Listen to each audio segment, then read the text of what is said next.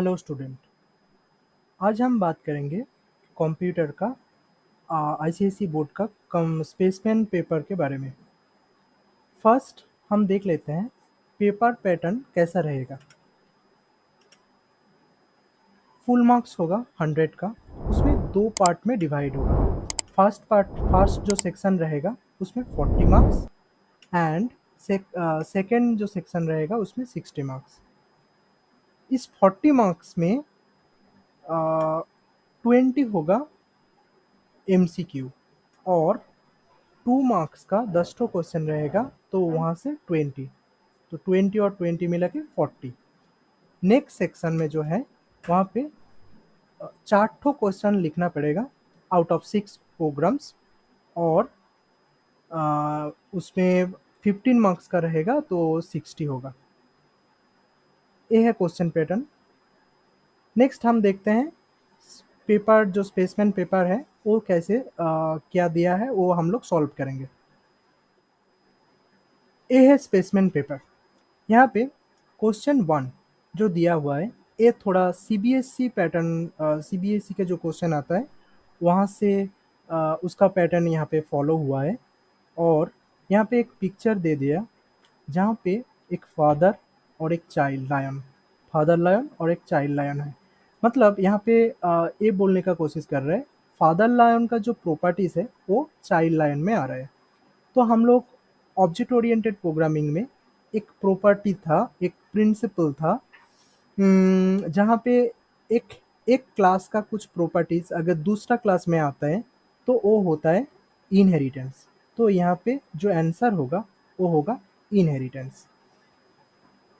Next next question में दिया हुआ है the expression which use greater than equal to operator is known as. यहाँ पे ग्रेटर देन, लेस देन और less than equal to, greater than equal to, ये जो ऑपरेटर है ये हम लोग ये ऑपरेटर को हम लोग बोलेंगे रिलेशन ऑपरेटर, जहाँ पे दो ऑपरेंड रहता है। जैसे कि मान लो यहाँ पे दो ऑपरेंड ए ग्रेटर देन बी, मतलब दो ऑपरेंड और एक ऑपरेटर रहता है तो उसका रिलेशन चेक कर रहे हैं, तो ए हो गया रिलेशन ऑपरेटर।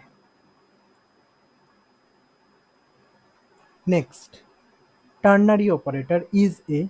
टर्नरी ऑपरेटर हम लोग जब लिखते हैं तो उसका जस्ट जो सिंटैक्स रहता है वो होता है ऐसा। एक ठो वेरिएबल रहता है, वेरिएबल, और उसका इक्वल देके उसके बाद एक कंडीशन दिया जाता है। उसके बाद एक क्वेश्चन मार्क, क्वेश्चन मार्क का बाद एक ट्रू वैल्यू होता है, कोलोन देके फॉल्स वैल्यू, और लास्ट में सेमीकोलन। मतलब इस वेरिएबल में वैल्यू स्टोर होगा डिपेंडिंग अपॉन ए कंडीशन। एक यहाँ पे जो कंडीशन रहेगा उस कंडीशन का ऊपर डिपेंड करके ये वैल्यू स्टोर होगा। आइदर ट्रू वैल्यू स्टोर होगा, अगर कंडीशन रॉन्ग हुआ तो फॉल्स वैल्यू स्टोर होगा। इसीलिए इस ऑपरेटर को हम लोग कंडीशनल ऑपरेटर बोलते हैं।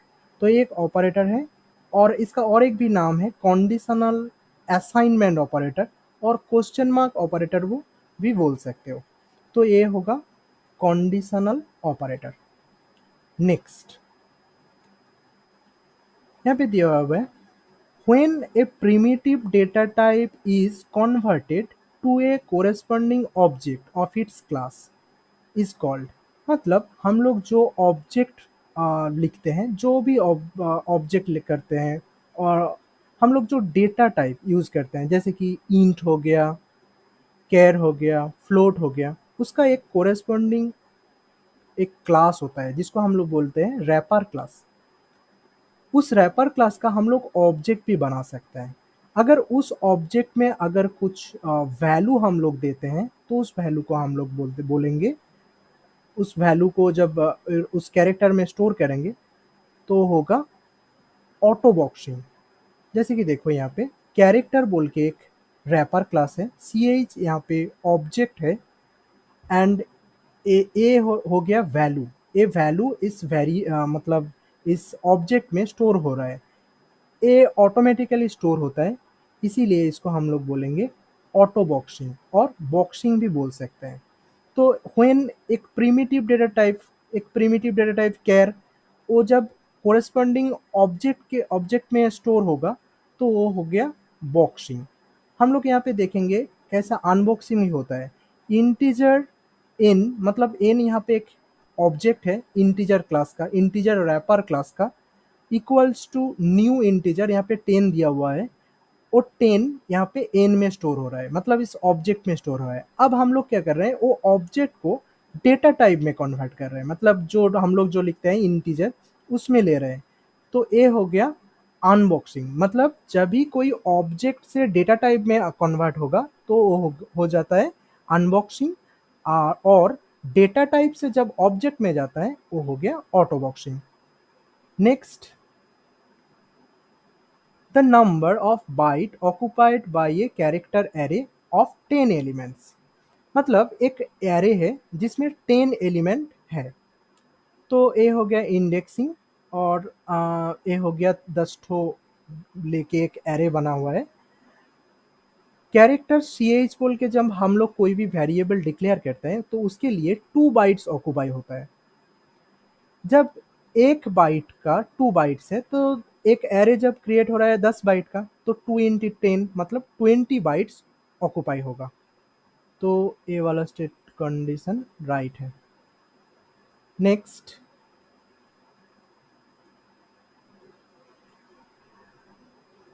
The method of scanner class use to accept a double value, मतलब हम लोग स्कैनर क्लास यूज करके जब भी कोई डबल वैल्यू इनपुट करते हैं तो ये बहुत इजी था। Next, double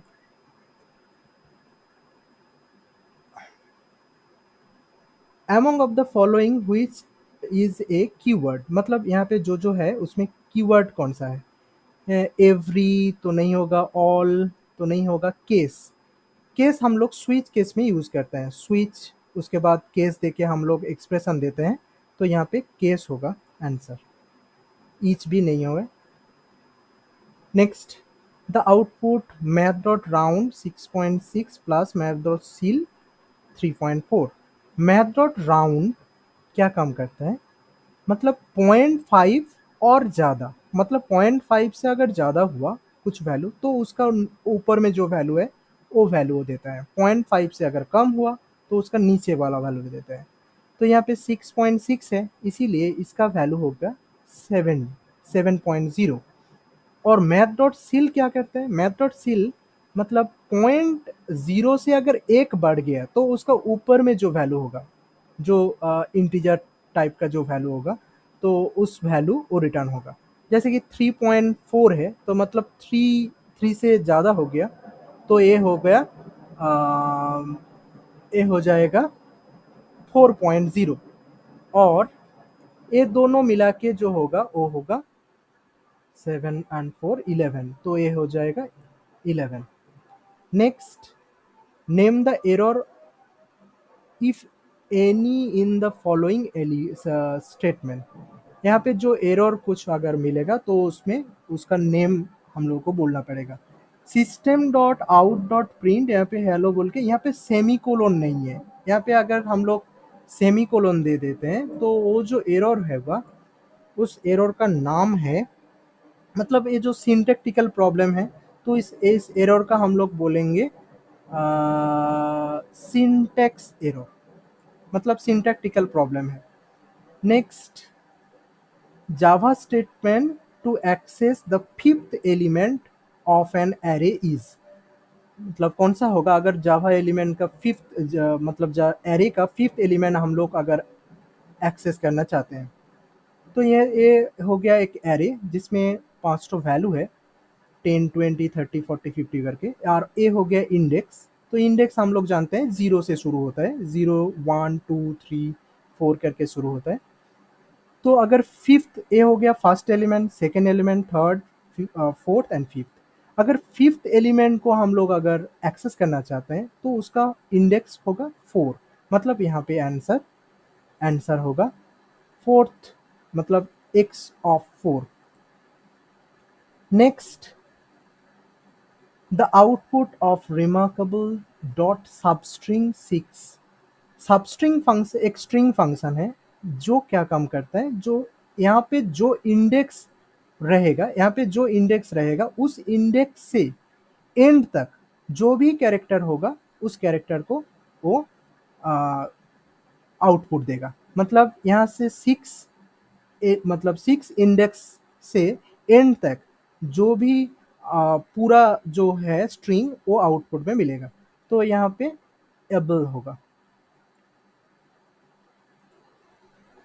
next, which of the following is wrapper class for the data type कैर।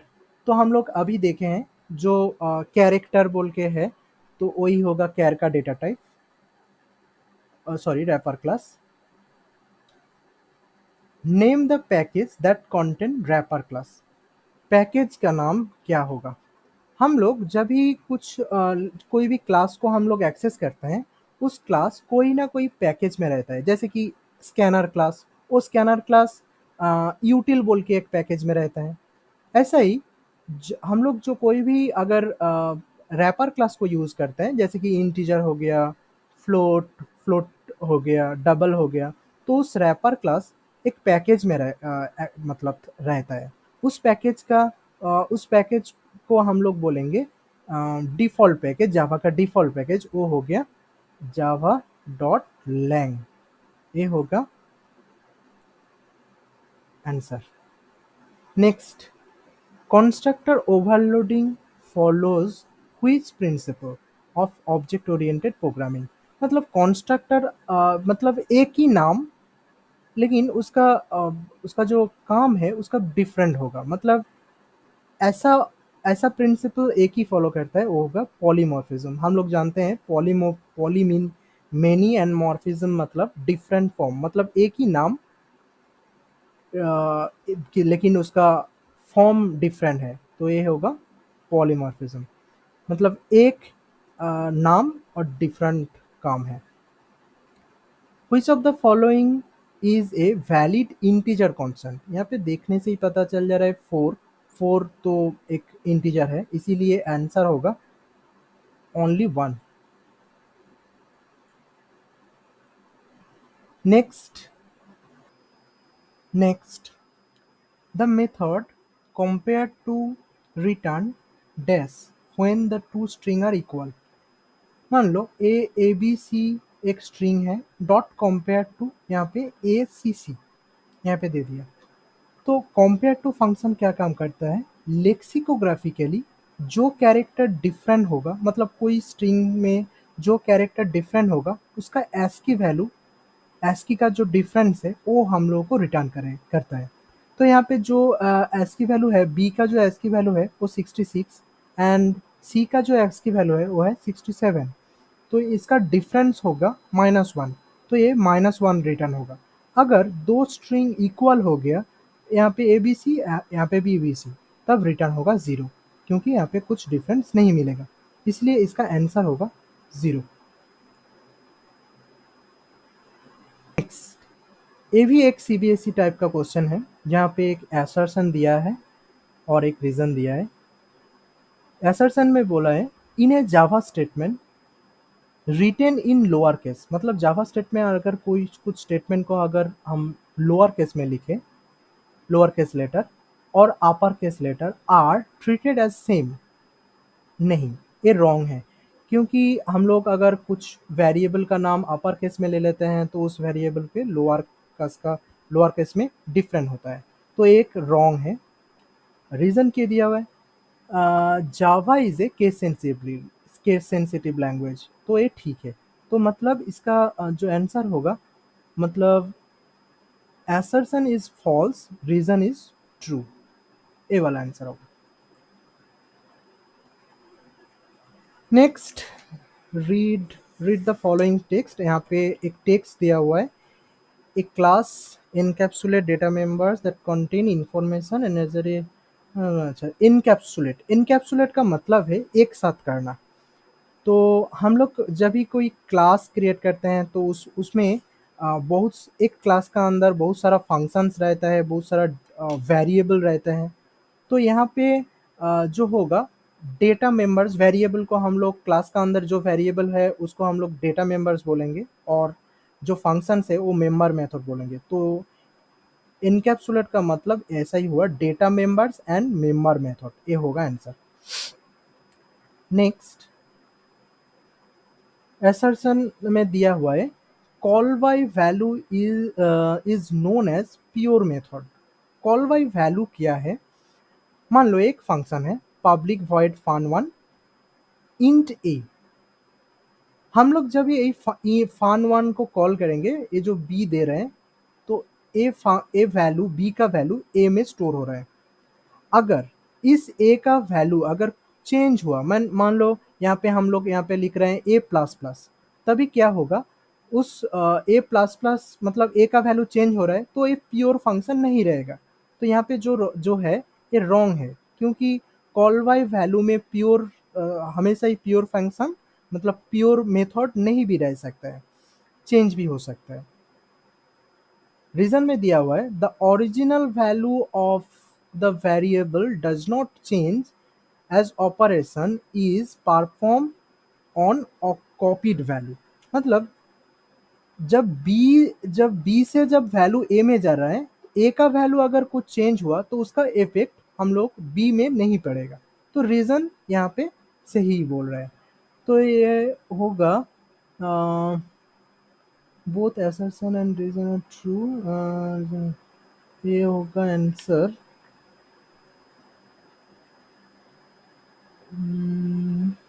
ये assertion is false, reason is true। assertion is, हाँ यहाँ पे ए होगा। assertion A is false, reason is true। Next, what will be the output for system.out.print character to lower case? यहाँ पे character में one दिया हुआ है, तो वन का तो कुछ लोअर केस नहीं है, तो इसीलिए ये वहाँ पे वन ही होगा। नेक्स्ट, यहाँ पे एक जावा का मैथ का कुछ एक्सप्रेशन दिया हुआ है, उसमें जावा में कन्वर्ट करना होगा। तो ये ऐसा लिखेंगे डबल डी इक्वल टू, आप लोग ये नहीं भी लिख सकते हो, नहीं भी लिखने से होगा, ये अच्छा होता है देने से। Double D equals to math dot pow, उसका अंदर पी प्लस क्यू करके उसका पावर में टू है इसीलिए कॉमा देके टू दिया, तो मतलब पावर टू हुआ। तो ये हो गया मैथ फंक्शन और इसका मार्क्स टू रहेगा। नेक्स्ट, यहाँ पे एक एक्सप्रेशन दिया हुआ है evaluate the expression when the value of x equal to two. तो यहाँ पे x एक एक्सप्रेशन दिया हुआ है प्रीफिक्स पोस्टफिक्स का, x equal to x plus plus plus plus plus x plus x. तो ये वाला फर्स्ट जो स्टेटमेंट है यहाँ पे ये है पोस्ट फिक्स, मतलब बाद में इंक्रीमेंट हो रहा है, पहले यूज हो रहा है। तो एक्स का वैल्यू टू है इसीलिए यहाँ पे टू हो रहा है। उसके बाद प्लस ये वाला स्टेटमेंट, उसके बाद यहाँ पे एस का वैल्यू थ्री हो गया। उसके बाद प्लस प्लस एक्स है, यहाँ पे वैल्यू फिर पहले इंक्रीमेंट हो रहा है, मतलब थ्री से फोर हो रहा है, उसके बाद यूज हो रहा है, मतलब फोर प्लस एक्स का वैल्यू फोर, तो यहाँ पे फोर, ये तीनों मिला के हो गया टेन, तो एक्स का वैल्यू होगा टेन। नेक्स्ट, यहाँ पे एक ठो जो स्टेटमेंट है, ये स्टेटमेंट एक रॉन्ग है। यहाँ पे एक जो स्टेटमेंट है ये रॉन्ग है, यहाँ पे कैन होगा और कैन नॉट होगा। मैं क्योंकि मैं बोल रहा हूँ, अब देखो यहाँ पे होगा कैन। यहाँ पे टेक्स्ट ले रहे हैं, यहाँ पे होगा सी एन कैन और यहाँ पे होगा कैन नॉट।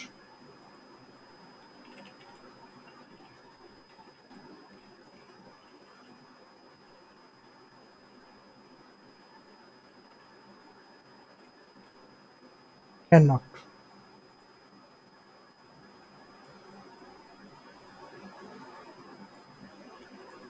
क्योंकि देखिए the following code segment should print, मतलब प्रिंट करना चाहिए क्या? You can go out if you have done your homework and cleaned your room. However, the code has error. Fix the code so that if compile and run correctly. मतलब यहाँ पे एक error है, ए Boolean DH बोल के जो value है यहाँ पे देखो ट्रू कैपिटल में है, ए हो गया एरर, ए होगा स्मॉल में। ट्रू, ए ट्रू और ए भी ट्रू, ये दो ट्रू अगर इफ का अंदर एंड में रहे तो दो कंडीशन ट्रू हुआ तो ए वाला स्टेटमेंट मतलब ट्रू पार्ट एग्जीक्यूट होगा, तो इसीलिए कैन होगा यहाँ पे और कैन नॉट बाद में होगा। नेक्स्ट, मतलब कैन नॉट यहाँ पे नहीं होगा।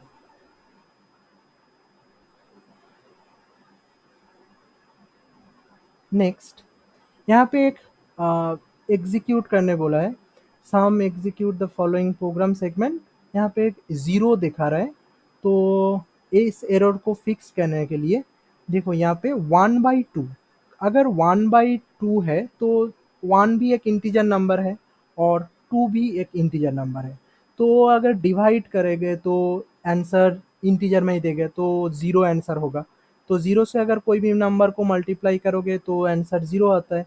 इसीलिए यहाँ पे 1/2 जगह में हम लोगों को वो एरर को फिक्स करने के लिए हम लोगों को यहाँ पे 0.5 लिखना होगा। 0. अगर 5 लिखना ये अगर होगा तो आंसर करेक्ट आएगा। नेक्स्ट, यहाँ पे एक लूप दिया हुआ है जहाँ पे इनिशियल जो वैल्यू है वो है x का वैल्यू है 2, y का वैल्यू है 50। यहाँ पे एक वाइल लूप दिया हुआ है, ये जो वाइल लूप है ये वाइल लूप का यहाँ से वाइल लूप घूम रहा है, तो यहाँ पे मैंने हर इटरेशन का एक डिराइव किया है। आप लोग देखिए, फर्स्ट जब इटरेशन हो रहा है ना तब y का वैल्यू है 50 एंड x का वैल्यू है यहाँ पे 2। तो फर्स्ट जब यहाँ पे आ रहा है पहले x का वैल्यू इंक्रीमेंट हो रहा है, इसीलिए यहाँ पे x का वैल्यू इंक्रीमेंट होने से यहाँ पे